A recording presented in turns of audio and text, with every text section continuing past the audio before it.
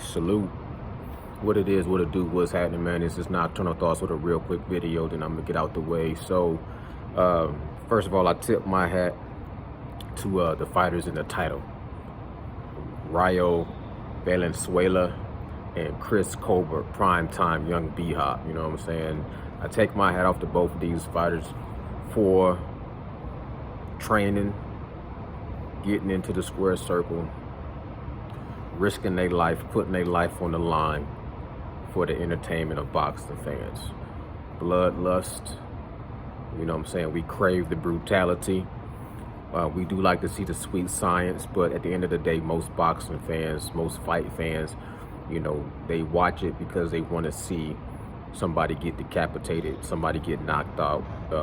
That's the creme de la creme of the fight game, is to see somebody take a brutal beating or a vicious KO.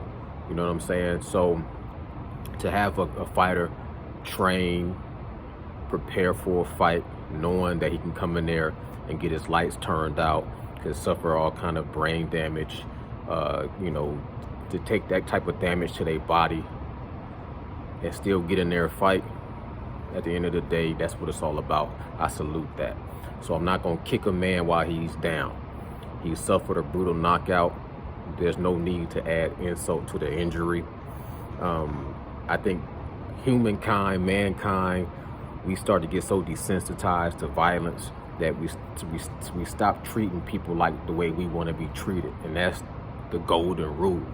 You know what I'm saying? It's one thing that boxing is a sport, so they know what they signing up for, and we boxing fans, so we know what we signing up for. But when a fighter get in there and get knocked out, I feel like you still supposed to support that dude for fighting. He's a fighter. You a fight fan, he's a fighter. If he gets in there and fight, win, lose, or draw, if he get knocked out, the only thing that we shouldn't support is if somebody completely tuck tail and quit. You know what I'm saying? Even then, the backlash should be within reason. Like, you ain't never quit nothing in your life. You dig what I'm saying? It just made me think, because in the last couple of weeks it's been crazy on the social media joint. A couple of weeks ago, I seen this little story came across my YouTube feed of a lady that got the police called on her for indecent exposure on the beach. And I guess she was getting a whole lot of backlash on social media. She ended up taking her own life. And then, like last week, the GOAT, greatest woman of all time, Claressa Shields, T-Rex, she had a video leaked of her in sparring like 4 or 5 years ago, of her getting dropped by a male fighter. So this is a male fighter dropped a female fighter, and of course, people who don't like Claressa Shields was trying to attack her. It's like a bunch of piranhas in the water when they think they smell some blood. It's like we forget that outside of social media, people still human. Yeah, what that lady was doing on the beach was embarrassing. It wasn't, first of all, people do some crazier stuff in life, period, point blank. And I'm pretty sure a lot of people that was judging her have done crazier things in life. But for her to take her life because of the backlash or whatever else she was going through, it's people that's humans. You know what I'm saying? And we just get desensitized to it, and we treat people like trash. People treating Claressa Shields like trash, and they just go back and pigeonhole her to every word she ever spoke. And I'm a boxing fan. I'm going to just celebrate her victories in the ring and her accomplishments and her accolades, and what she do in her personal life. If it ain't affecting nobody, hurting nobody, it's just not none of my business. And the fact that it's a sparring match, you don't get credit for what you do in sparring from the old school way that I think. You know what I'm saying? So for a dude to come out with a video, I'm not going to, it is what it is. I'm just like this. I'm going to support Claressa Shields. I know she has a very gilded personality. She's tough. She's gritty. She from, you know, a tough childhood. And I think she kind of gets this reputation of being a man hater, and I just doubt that's the case in real life. I don't think she's a man hater. So I take a lot of what she say with a grain of salt, because it's more or less entertainment and just trying to defend yourself. It's like, I'm not going to declaw cats. That's illegal, to take a cat and declaw it, and it leaves it defenseless. You know, if she a woman fighting in a man's sport, I'm gonna let her do what she do, as long as she keep on, you know what I'm saying, being disciplined and keep doing what got her where she's at right now. I'm not gonna knock it. But I'm saying all that to say this young kid, Chris Colbert, who was kind of being built up once upon a time as the next Floyd Money Mayweather, which I feel like that bar is set too high for these young boxers. And I feel like that pressure you put on these boxers is way too much pressure to be trying to be the next Floyd Money Mayweather. Just like I felt like, shit, it ain't gonna never be a Floyd Money Mayweather can never hurdle the bar of Muhammad Ali, in my opinion. So I don't expect for these young fighters to go through their career and walk the same walk. They gotta blaze their own trail. So I always feel like it's a red flag whenever you immediately, these dudes come out the gate with a few good fights, and they slick and they young and they got a little flashy personality, and then the first thing you do is say, oh, it's the next Floyd Money Mayweather. Chris Colbert, I can't remember if he was Primetime first or if he was Lil B-Hop. I think he was Primetime, and I think he switched over to Lil B-Hop, and then he switched back to Primetime. I'm not 100% clear.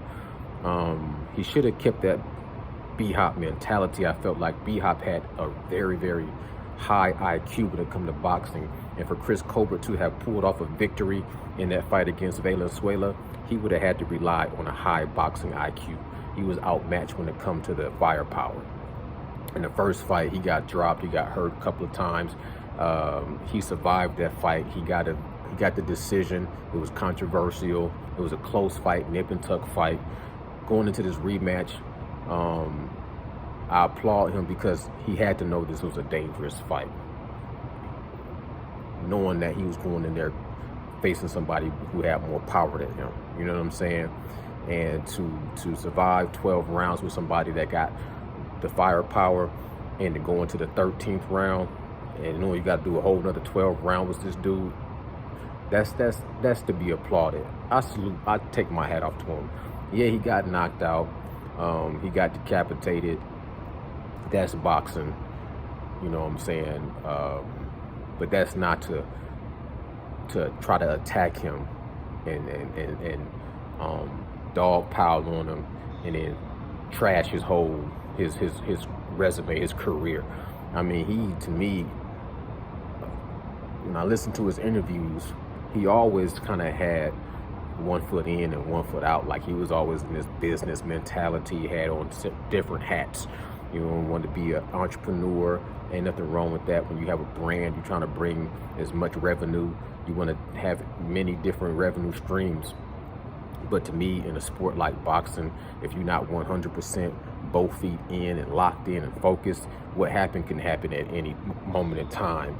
If, you know what I'm saying, you thinking about different business ventures, but your craft and your sport relies you to be sharp and dangerous and ready for danger, clear and present at all times, and you going in there against a power puncher that's been in there with you for 12 rounds, you can go back and study you and come in more prepared and make the adjustments. I just felt like the writing was somewhat on the wall for Chris Colbert. He was not like the Floyd Money Mayweather that they were trying to advertise or proclaim him to be. And I don't feel like that should have ever been he should have never had to even think about wearing that jacket anyway.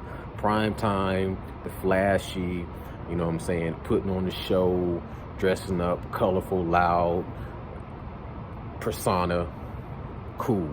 I thought the B-Hop, little B-Hop persona, cool. I think not enough people pay homage to Bernard Hopkins. He's one of the great boxers, living legend. But I digress. Valenzuela, great performance. I heard that he's calling out Gervonta Tank Davis. I know that Hector Garcia had got a victory over Chris Colbert, and he landed a big fight with Gervonta Tank Davis. Before Gervonta fought Ryan Garcia, he kind of used Hector Garcia as someone as a busy fight, stay busy fight against a dangerous person, but you know, hand-picked. So if Hector Garcia does that, I can see how this Rayo Valenzuela with a spectacular knockout against Chris Colbert, who's, you know what I'm saying, a slick fighter. I could see how they could use that to catapult a fight between Valenzuela and Gervonta Tank Davis. Even if it is a stay busy fight, before we would see a Tank versus a Devin Haney, if that fight was to be able to manifest. I feel like they got a lot of hoops they're going to be going through, a lot of ego, a lot of promotional, politic type of things that's already just in the way. It's going to be hard to navigate those terrains to get to a Devin Haney, Gervonta Tank Davis fight anytime soon. It'll be a lot of sticking points, location, money, and weight class. Those are going to be some hard negotiations. So, you know, based off the past, we don't really see that fight in the future anytime soon. But we can see, I can see a Valenzuela fight who's not going to be asking for, you know, he's going to come in there taking what he get. He's not going to be, you know, putting up a lot of, you know, we know how that goes down. I don't have to go into the details of that. We can see a fight like that happening before seeing a Devin Haney fight. So kudos to Valenzuela for getting a polarizing knockout. From what I hear, he's still being humble in victory. And hopefully Chris Colbert makes his adjustments. He's going to have to eat a little bit of humble pie, but that should just make him a better man and a better fighter in the future, and even a better businessman moving forward. There's nothing wrong with taking a loss. You know what I'm saying? Get yourself back together mentally, physically, make the adjustments you need to make in life, period, point blank, as a person, as a man, and as a fighter, and then continue on being the best version of yourself. Those are my thoughts. Y'all can let me know what y'all think in the comments below. It's Nocturnal Thoughts, signing out. Salute, salute, salute. Blessings.